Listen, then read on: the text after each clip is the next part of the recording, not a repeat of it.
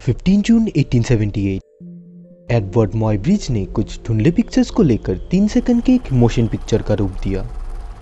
यह आपके लिए एक जीआईएफ से और ज्यादा कुछ नहीं, पर यहाँ से ही मूवीज की शुरुआत हुई जो आज एक इतनी बड़ी इंडस्ट्री बनी। मूवीज को हमने बहुत पसंद किया, जिस वजह से ही ये आज इस लेवल तक आ पाई। समय के साथ इसके काफी वैरायटी बने और काफी सारे किरदार भी, जिनमें से कुछ किरदार इतने पसंद किए गए जिनको आज भी आप मूवीज में देख पाते हैं। उनमें से ज़ॉम्बी भी ऐसा ही एक किरदार है जिसे लोगों ने काफी पसंद किया। पर क्या ये बस एक मूवी का किरदार ही है या वास्तविक जीवन से भी इसके कुछ तार जुड़ते हैं? आज हम इसी विषय के ऊपर बात करेंगे कि क्या ज़ॉम्बीज रियल लाइफ में एग्जिस्ट करते हैं या ये बस एक काल्पनिक किरदार ही है। साथ ही ये भी जानेंगे कि क्या ज़ॉम्बीज को बना पाना पॉसिबल है या एक ज़ॉम्बी वायरस को हम कैसे क्रिएट कर सकते हैं। वीडियो को लास्ट तक जरूर देखें ताकि आप सभी बातों को बिना कंफ्यूजन के समझ पाए। तो आइए शुरू करते हैं आज का ये एपिसोड।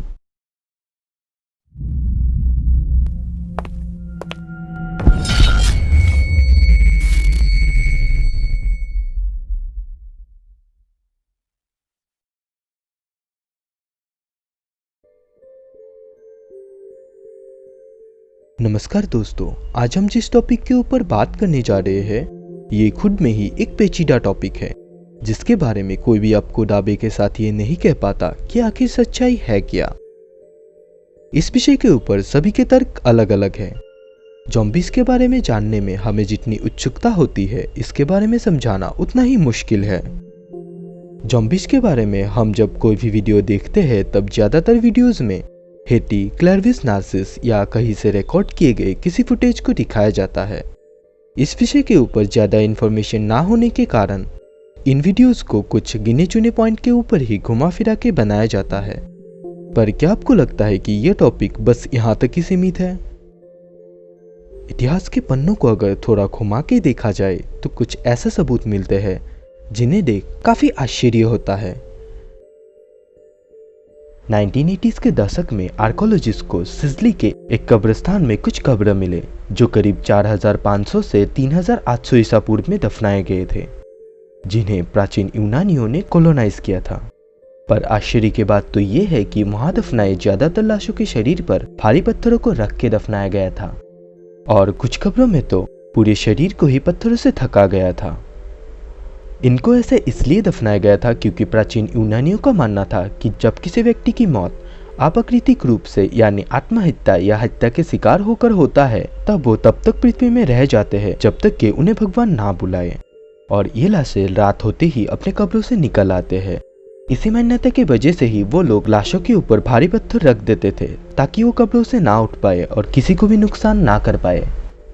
प्राचीन यूनानी ही वो पहली सभ्यता है जो ज़ॉम्बी जैसे क्रिएचर को मानते थे।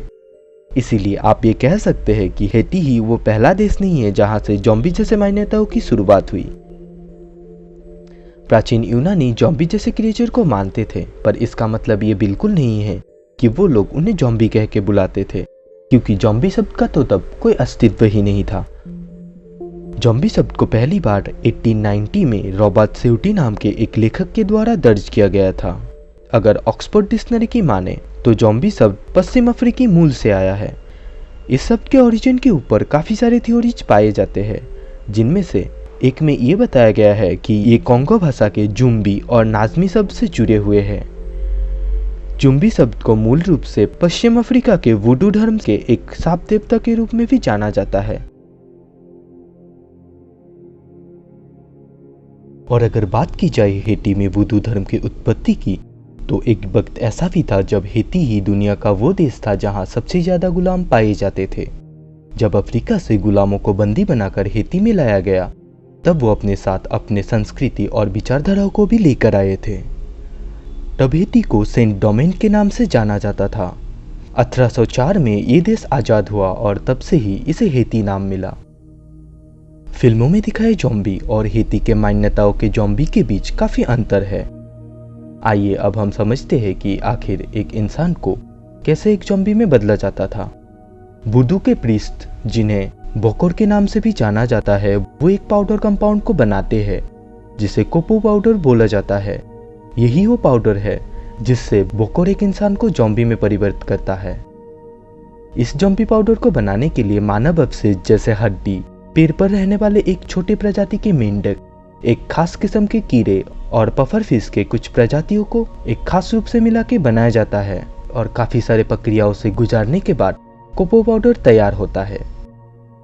इस ज़ॉम्बी पाउडर को कई अलग अलग तरीकों से भी बनाया जाता है जिसे वहाँ के बोकोर लोग इस्तेमाल करते हैं। ये बस वहाँ की मान्यता है, इस पर अभी तक कोई भी वैज्ञानिक प्रयोग नहीं हुए हैं।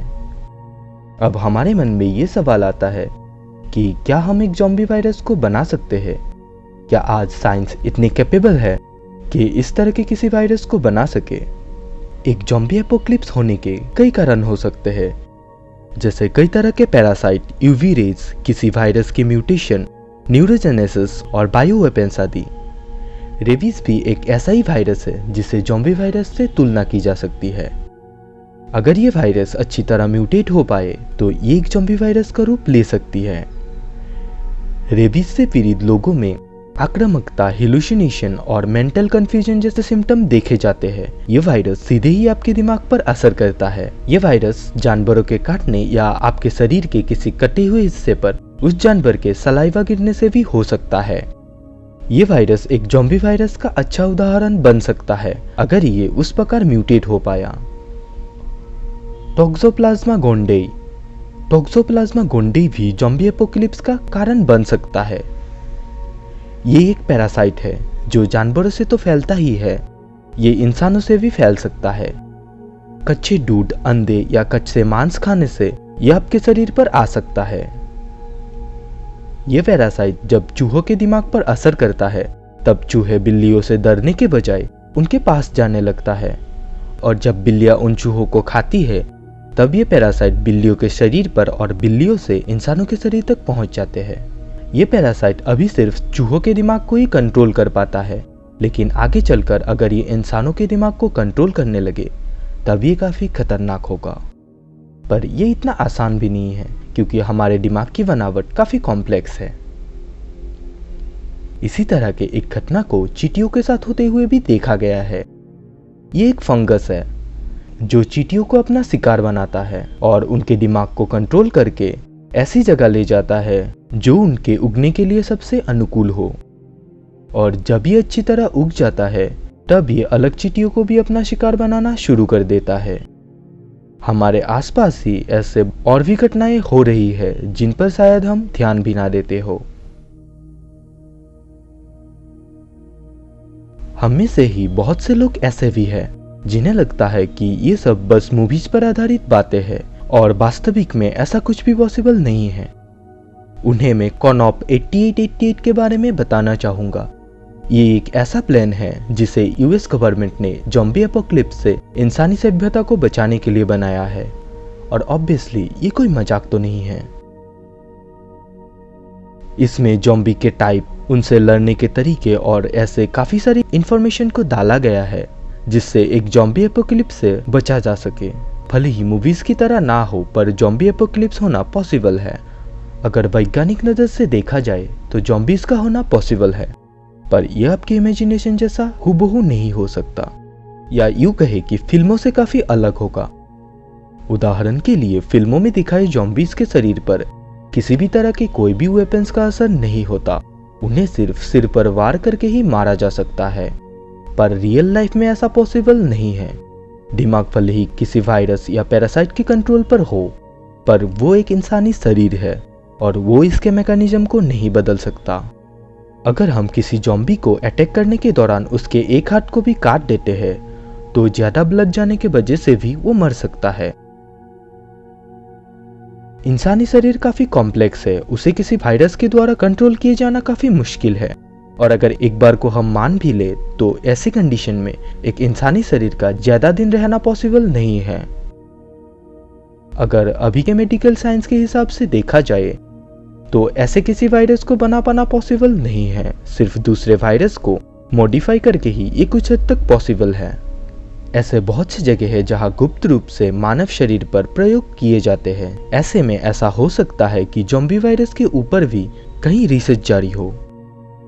अगर आपकी कंट्री में ज़ॉम्बी एपोक्लिप्स हो जाए तो सबसे पहले तो आपको घर पे रहने की सलाह दी जाएगी। और अगर आप सोच रहे हैं कि आप शहर से बाहर निकल जाएंगे तो ये काफ़ी मुश्किल होगा, क्योंकि आप ही अकेले नहीं होंगे। ऐसे कंडीशन में आपको जितना हो सके भीड़ से बच के रहना है, क्योंकि आप ये नहीं जानते कि वायरस किस माध्यम से फैल रहा है। और ऐसे घटना के कारण सबसे बड़ी मुसीबत उस कंट्री पर दूसरे कंट्रियों से न्यूक्लियर हमले का रहेगा। ये काफ़ी बड़ा टॉपिक है, एक वीडियो में इसे कवर करना पॉसिबल नहीं है।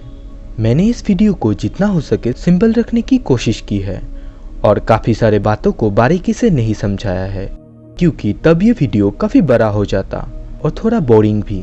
इसीलिए मैंने इसे सिंपल रखना ही सही समझा। तो आज के लिए बस इतना ही, फिर मिलेंगे एक नए और इंटरेस्टिंग टॉपिक के साथ। वीडियो अच्छा लगे तो लाइक और शेयर करना ना भूलें। साथ ही हमारे साथ जुड़े रहने के लिए हमारे चैनल को सब्सक्राइब भी करें। वीडियो को लास्ट तक देखने के लिए आपका बहुत बहुत धन्यवाद।